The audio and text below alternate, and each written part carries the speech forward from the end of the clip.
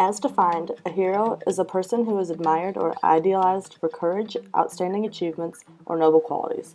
However, I think that there is more to being a hero than that. I believe that a hero is someone that takes those qualities and passes them on to others. Greatness cannot be conquered by one person on their own, but if that one person teaches others how to appreciate the qualities of heroism, then the impact will be greater. One person that truly embodied the qualities of a hero was a woman named Mary Ann Kramer.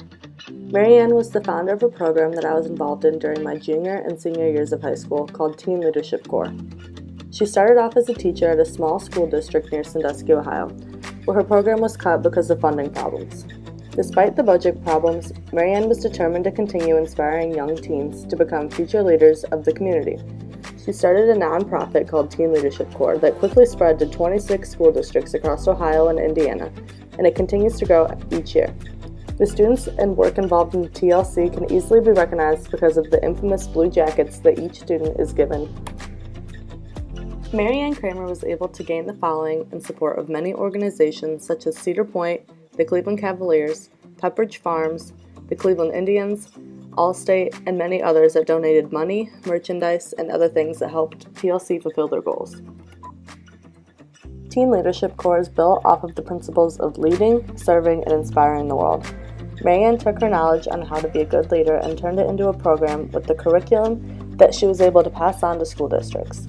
Her mission was to help teens reach their leadership potential and help as many people as they can. Within the program, each student had to create and execute their own project that helped a population of people in need with the help of their classmates. Doing this taught students to find a need and figure out how to resolve it all on their own, and also taught how to lead a project and execute a plan. Teaching these skills while teens are young, it gives them a heroic face to have as they go into the real world. Students also had to have a certain number of volunteer hours each quarter of the school year. In doing so, students were able to make connections with people in the community and see where their passions in helping were. Going beyond the walls of the school and introducing students to things that they can do in the community gives them awareness to more than just the issues that impact them specifically. Some projects that my TLC class are known for each year include Dance Marathon, a color run, Socktober, wrapping and passing out Christmas presents with a nonprofit called OGO, collecting pop tabs and volunteering for the Toledo Ronald McDonald House, hosting a St. Jude Triathlon, and many other miscellaneous volunteer opportunities. Having to pick a project really forced each student to look into the problems in society and find where their interests and passions were. Taking on the role as the planner and executor of such a big project also forced students to explore their personalities and capabilities as a leader. When Mary Ann Kramer started the program, it was just a small group of students, so it was easy to get them all together.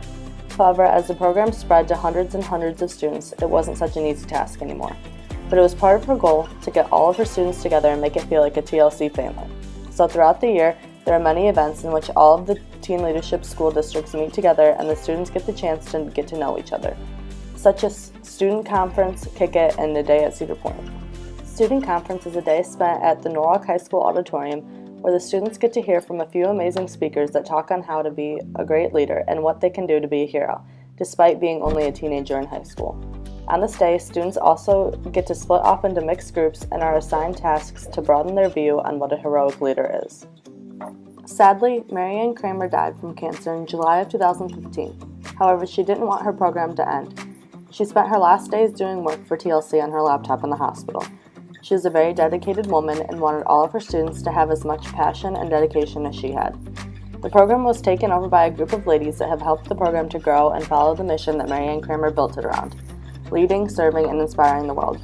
Using her heroic qualities, Mary Ann Kramer built a program that teaches young students how to find and create their own heroic qualities.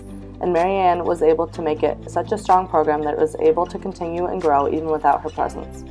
Mary Ann Kramer's heroic legacy that she left behind is something that her whole army of future heroic leaders can look up to and aspire to create as well. The last email that Mary Ann was writing never got finished. However, a quote from it really embodies her legacy and missions as a great hero reads, "There is only one thing that I know for sure. The most important thing that we can do for our young people is to empower them to make a difference in the lives of others. Absolutely nothing develops a young person's self-worth more than giving of themselves and realizing their true value in life."